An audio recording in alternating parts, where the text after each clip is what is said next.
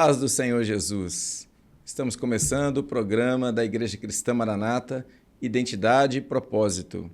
Nós falamos aqui dos nossos estúdios na cidade de Goiânia, no estado de Goiás.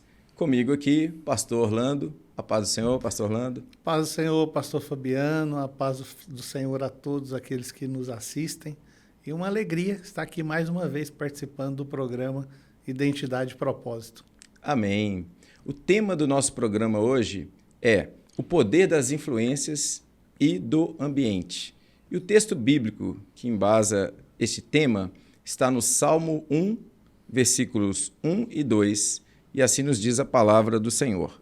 Bem-aventurado o varão que não anda segundo o conselho dos ímpios, nem se detém no caminho dos pecadores, nem se assenta na roda dos escarnecedores. Antes, tem o seu prazer na lei do Senhor, e na sua lei medita de dia e de noite.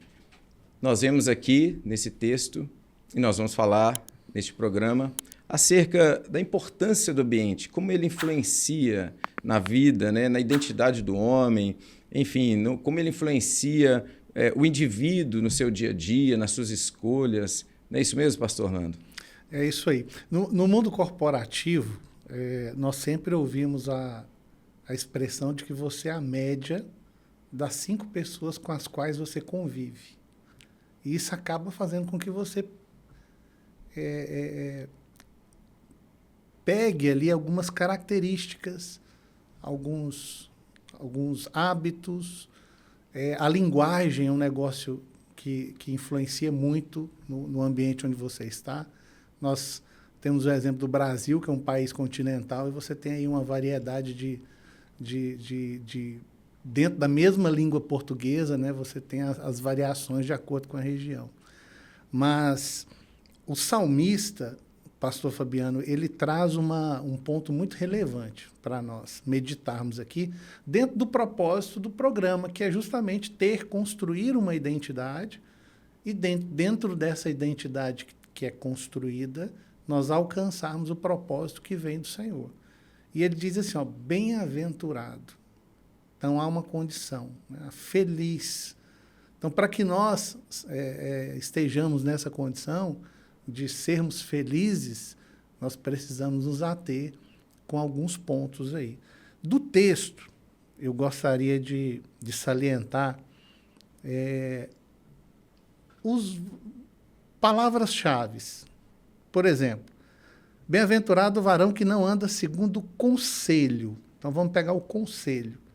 O conselho está relacionado aqui com a mentalidade, ele está relacionado com valores, está relacionado com aquilo que eu começo a ter acesso, aquilo que eu começo a absorver do ambiente que eu estou inserido, ou das pessoas que estão ao meu redor. Então, tudo começa no conselho, é ponto de partida, né? Aí depois vem a outra palavrinha, caminho. O caminho já fala de você colocar colocar em prática aquilo que você absorveu como conselho. Caminho, caminhar, andar, agir, atuar de acordo com o que eu recebi, o conselho que foi dado. E aí vem a terceira palavra, a palavra que é o assentar, né? O assentar é você fazer parte. Quando eu me assento, eu faço parte. Ali eu já me defini. Então, para exemplificar dentro de um exemplo bíblico, vamos pegar mais uma vez a figura de Roboão, filho de Salomão. A palavra diz que ele não preparou o seu coração para servir o Senhor. E a palavra diz que ele começou a ouvir conselhos, ao conselho dos seus amigos, que eram jovens e inexperientes. E isso fez com que ele tivesse ali uma atitude diante do povo que não glorificou o nome do Senhor. Se nós formos fazer um paralelo em relação vamos pegar lá a parábola da grande ceia. Você tem 3 estágios. O estágio de ver, eu comprei um terreno, um campo, importa vê-lo. Aí você tem o estágio de experimentar. Comprei 5 juntas de boi. Importa que eu vá experimentar. Peço que me haja por escusado. O terceiro estágio é a definição. Ou seja, casei, não posso ir. Então, o perigo do ambiente, o perigo das relações de pessoas que não têm os mesmos valores que o servo do Senhor tem, é porque isso acontece de uma maneira muito automática. E se ele não perceber, se ele não ficar atento, isso vai gerar um prejuízo na vida dele. O bem-aventurado não vai acontecer, porque nós somos bem-aventurados na presença do Senhor. Amém. Lembrei da palavra do Senhor também, que nos diz em 1 Coríntios, capítulo 15, verso 33, as más conversações corrompem os bons costumes. No original, conversações, a palavra seria homilia, que fala de companhias, de convivência, de companhia habitual, trato social, relacionamento frequente, interação contínua, exatamente dessas relações. Pessoas que são próximas, que influenciam, que trazem o seu modo de vida. Então, aí nos alerta exatamente para isso. Como o Salmo nos diz, né? Bem-aventurado, feliz é o que não anda segundo o conselho dos ímpios, né? Nem se detém no caminho dos pecadores, nem se assenta na roda dos escarnecedores. Em Provérbios também, a palavra do Senhor, em Provérbios, capítulo 4, versos 14 e 15, diz assim: não entres na vereda dos ímpios, nem andes pelo caminho dos maus. Evita-o, não passes por ele. Desvia-te dele e passa de largo. A palavra nos aconselha sobre essas escolhas, sobre o nosso comportamento, sobre as tomadas de decisões, que é muito importante, não é mesmo? E esse ponto ele está muito presente, em especial. Vamos trazer... O prejuízo ele existe em qualquer contexto. Mas vamos pegar aqui o novo convertido. Porque o novo convertido está numa fase de conversão, de mudança, de sair de um contexto para outro. Novo nascimento. Então, se ele não fizer as rupturas que ele precisa fazer, dentro daquilo que o Espírito Santo testificou no interior dele, é onde pode gerar o prejuízo na vida espiritual. Interessante que o texto que o pastor Fabiano ele trouxe a respeito das más conversações, justamente porque no original não é só o ato de falar, mas no original fala de uma convivência. E nós aprendemos que, uma vez que aceitamos o nosso chamado dentro do projeto de salvação, o Senhor nos faz nova criatura e Ele nos quer separado das coisas do mundo. Então, nós precisamos estar muito atentos às decisões que nós tomamos, aquilo que nos cerca, aquilo que nos envolve. Dentro do ambiente, que é um contexto um pouco mais macro, tem 2 pontos que eu gostaria de compartilhar. O primeiro é quando você não pode escolher o ambiente. Quando você não tem poder de escolha. Isso aconteceu com Daniel. Foi levado cativo para a Babilônia e ali ele não tinha nenhum poder de escolha. Mas ele tem a escolha do comportamento. Perfeito. Ele tem a escolha daquilo que lhe toca de forma individual. Não vou me contaminar com as iguarias do rei. Na primeira dificuldade, ele poderia ter buscado ali em relação ao sonho de Nabucodonosor, ele poderia ter buscado ali um conselho ali dos adivinhos, dos caldeus, aquele grupo, né, de adivinhos que estava ali à disposição do rei, mas ele chamou seus amigos e foi orar ao Senhor. Ele não abriu mão da oração, a oração que o sustentou naquela terra idólatra durante tanto tempo. Então, quando nós não temos controle do ambiente, quando nós não foge a nossa tomada de decisão, eu tenho controle daquilo que entra dentro do meu coração, dentro da minha mente, aquilo que vai modular o meu comportamento. Ele não deixou se influenciar, não é isso, pastor? Isso. E aí nós temos o exemplo de quando eu realmente tenho escolha. Aí eu posso fazer a escolha. Exemplo de Ruth. Ela era moabita. Mas chegou um determinado momento que ela poderia ou voltar para Moabe ou continuar com o povo de Deus. E ali ela toma a sua decisão. Seu povo será meu povo, seu Deus será o meu Deus. Ela poderia voltar para os costumes dos moabitas, viver dentro daquele mesmo contexto, mas ela fez ali a boa escolha. Maravilha. Agora, falando um pouco de ciência, né? Ciência e fé. Como a neurociência aborda esse tema? O que podemos aprender nessa conexão entre ciência e fé? Né? O que o pastor pode nos dizer? Dentro da neurociência, é interessante que é um processo automático. E para nós entendermos isso, por isso que é perigoso, né? Para nós entendermos isso, nós entendermos um pouquinho, falarmos um pouquinho, de uma maneira bem resumida, sobre o neurônio espelho. Nós temos um grupo de neurônios que fica numa determinada região do cérebro, da área cortical, e que ela tem a responsabilidade, é o aprendizado por espelhamento. Então, o conceito de neurônio espelho é quando o nosso cérebro ele espelha o que o outro está fazendo ou sentindo. Então, isso é muito comum no convívio de filho com o pai. O pai tem que dar o exemplo, o pai tem que dar o testemunho, porque o filho está observando e ali ele está aprendendo através desse conjunto de neurônios que é chamado neurônio espelho. É como se ele dissesse assim, eu reconheço isso em mim. E você começa a modular ali, estabelecer conexões neurais, e aquele hábito, aquela linguagem, está muito relacionado com linguagem, né? Você pode reparar quando você está no meio de um ambiente que ela tem uma linguagem específica, a igreja. Verdade. Você começa a mudar a sua forma de falar.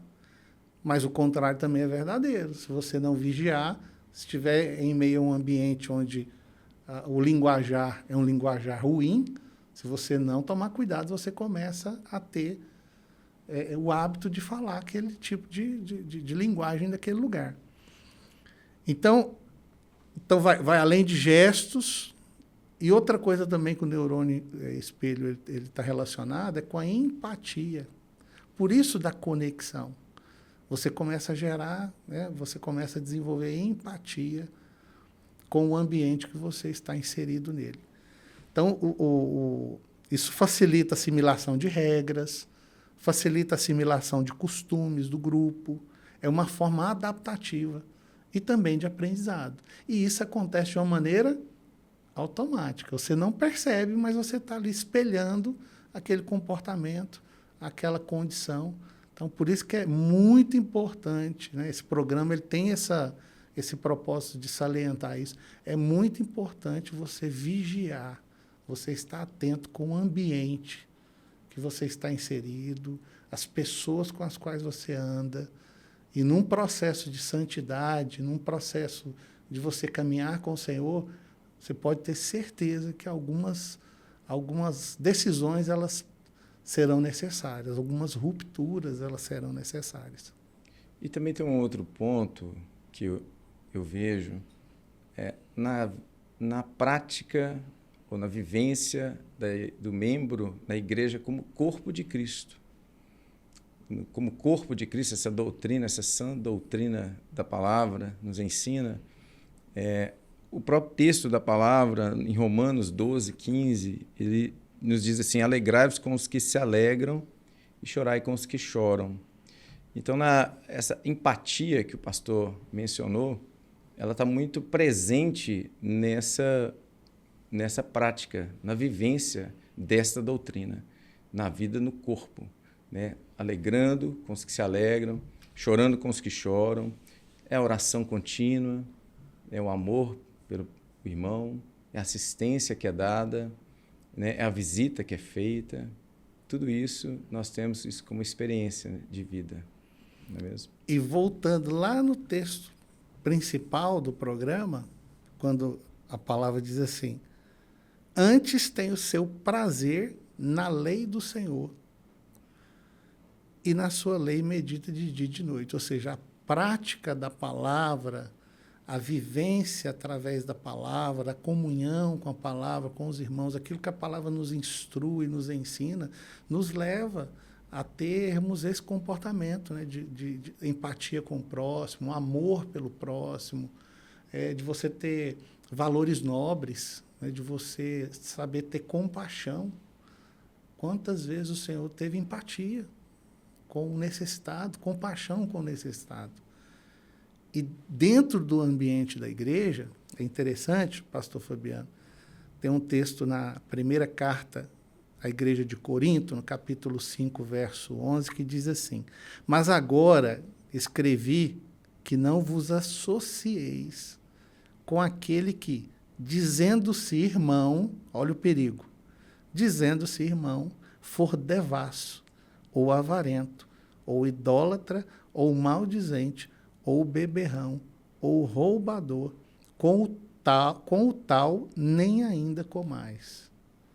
Então, não é pelo fato da pessoa estar dentro de uma igreja, de uma denominação, no hall de membros, mas se ele não passou pelo novo nascimento, se ele não tem vida transformada, a palavra nos orienta.